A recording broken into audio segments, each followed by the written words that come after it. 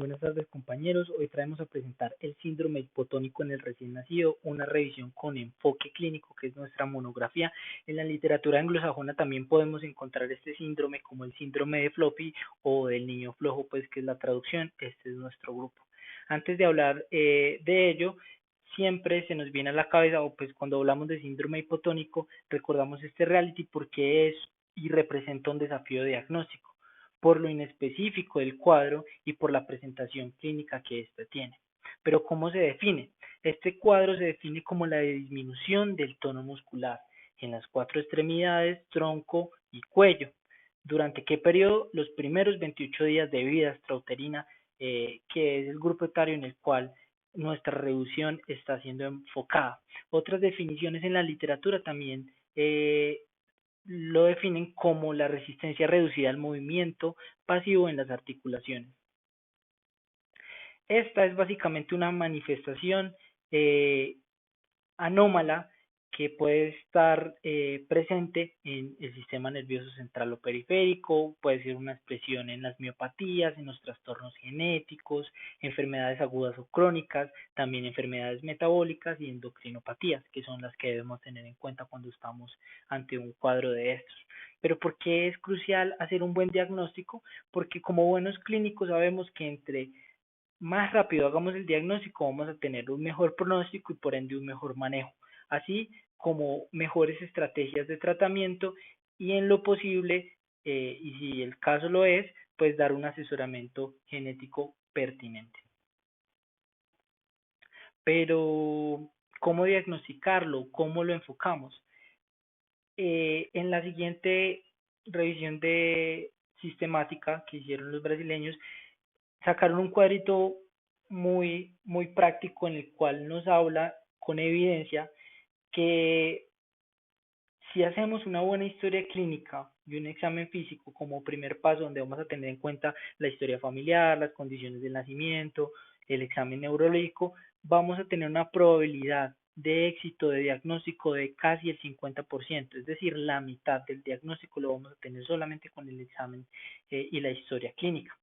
En cuanto a las pruebas de imaginología como segundo paso a tener en cuenta, nos van a representar casi el 30% de la tasa de éxito y otros a tener en cuenta van a ser la evaluación clínica genética, los pruebas de screening genético como el cariotipo y estas pruebas cromosómicas que son la hibridación de fluorescencia in situ y la hibridación genómica comparativa, otras pruebas de laboratorio anexos como aminoácidos en plasma, ácidos orgánicos y no menos importante las pruebas neuromusculares como la CK y la electromiografía en nuestro medio.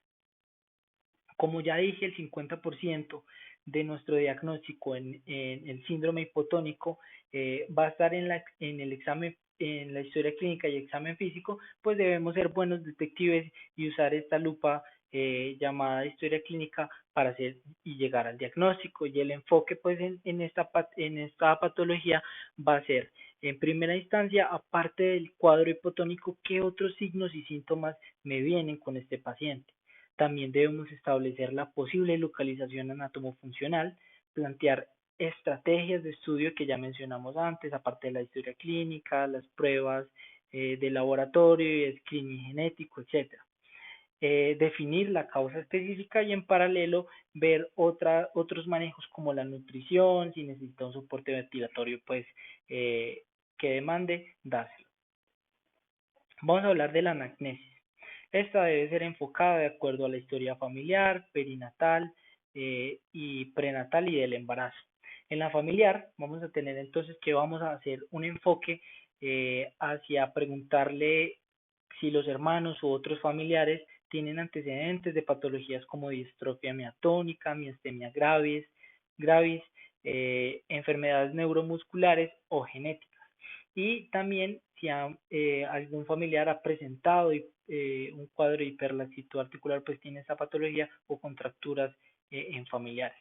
En cuanto al embarazo y a nivel prenatal, infecciones siempre tenerlas en cuenta, rubiola, citomegalovirus, herpes virus, exposición a teratógenos que como sabemos muy bien intervienen en el neurodesarrollo normal, drogas, consumo de alcohol, patologías maternas, ¿sí? Que la mamá tenga de base una diabetes, un lupus, la hiperlaxitud, las mismas patologías pero enfocadas eh, en, en la mamá, ¿sí? Las miopatías o epilepsia.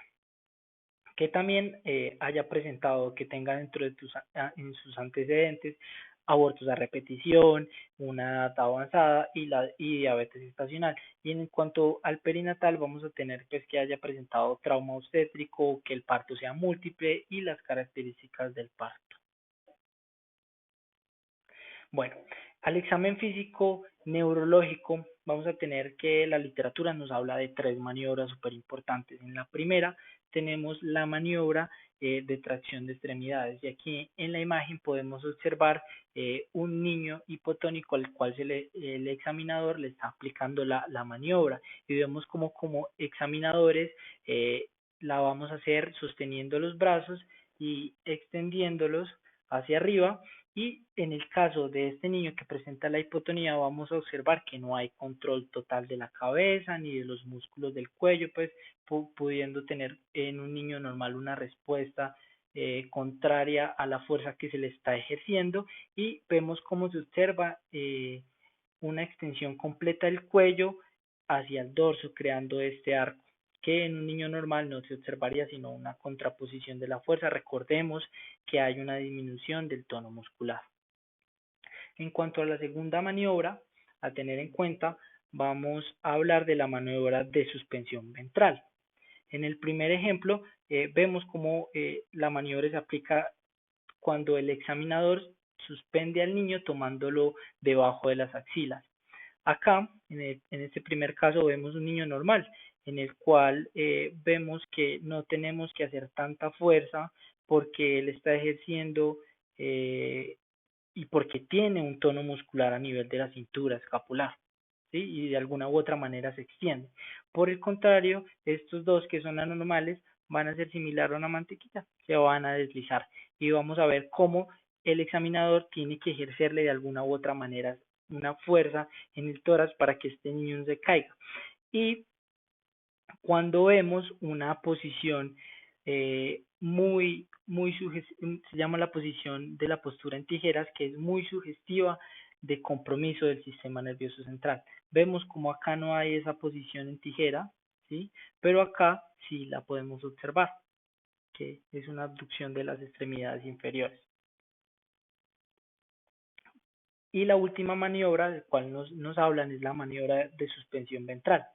El niño normal, el cual no presenta hipotonía, permite que el observador con su mano dominante los sostenga a nivel ventral, ¿sí? En una posición prono y él ejerce esa fuerza del tono muscular que tiene normalmente un recién nacido sano. Por el contrario, en los anormales, tanto en el periférico como en el central, no va a haber un claro sostenimiento de su cuerpo. Y en la hipotonía periférica va a haber un cuadro muy característico que es el de la U invertida. Ahí se puede observar que sugiere que la hipotonía es periférica. Por el contrario, en la hipotonía central vemos como a pesar de tener una disminución del tono muscular, presenta una hiperextensión de las extremidades muy leve y también que el tronco tiende por la, por la poca fuerza a estar de manera horizontal. ¿Sí? Aquí se puede ver. Entonces, este cuadro es más sugestivo de hipotonía central, medio se puede sostener, extiende un poquito los brazos y las extremidades inferiores y acá hay total abolición de los miembros tanto superior como inferior y la U invertida, sin no olvidarlo.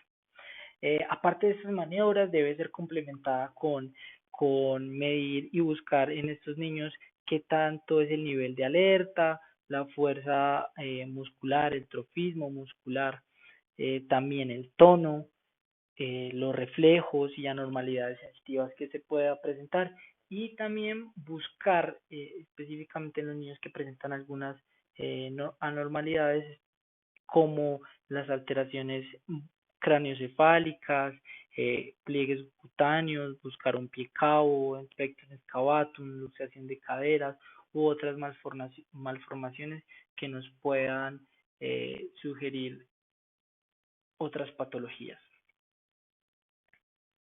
Bueno, en el examen neurológico, el complemento que vamos a tener va a ser el examen mental, en el cual vamos a medir pues el nivel de alerta que tiene el niño, los patrones del sueño, si se alimenta bien, si está irritable. En los pares craneales, ver y hacer un fondo de ojo, pues que a ningún recién nacido se le niega y debemos buscar alteraciones que sugieran alguna malformación. También buscar movimientos faciales en la musculatura de la expresión de la cara, eh, otro tipo de musculatura, como ver cómo se mueve, si hay movimiento ocular o no hay movimiento ocular. En cuanto al motor, la posición es súper importante, ver si hay extensión o cómo es su postura, pues ante el reposo, si hay una movilidad articular, cómo son estos movimientos, si son espontáneos o son contra gravedad. Y en cuanto a lo que nos habla del cerebelo, bueno, antes del examen sensitivo.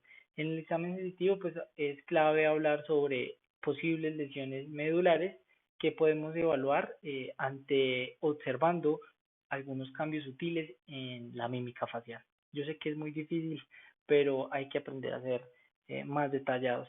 El cerebelo también es súper complejo evaluarlo en un recién nacido, pero debemos observar la apariencia pues de la aparición de temblores axiales o en las extremidades que, que pues que nos pueda mostrar un cambio de posición. Buscar siempre los signos menicios, pues por las infecciones que ya habíamos hablado y signos de compromiso de esfínteres que nos pueden sugerir una lesión medular y que concomitante puede presentar un globo vesical y también evaluar el reflejo anal. Finalmente, como clasificación en esta parte, tenemos que esta se divide en central y periférica. En el caso de la primera hablamos que presenta un porcentaje del 60 al 80% en cuanto a los casos, y en la segunda entre el 15 al 30%, y que no debemos olvidar que hay una coexistencia entre los dos que más adelante se nombra.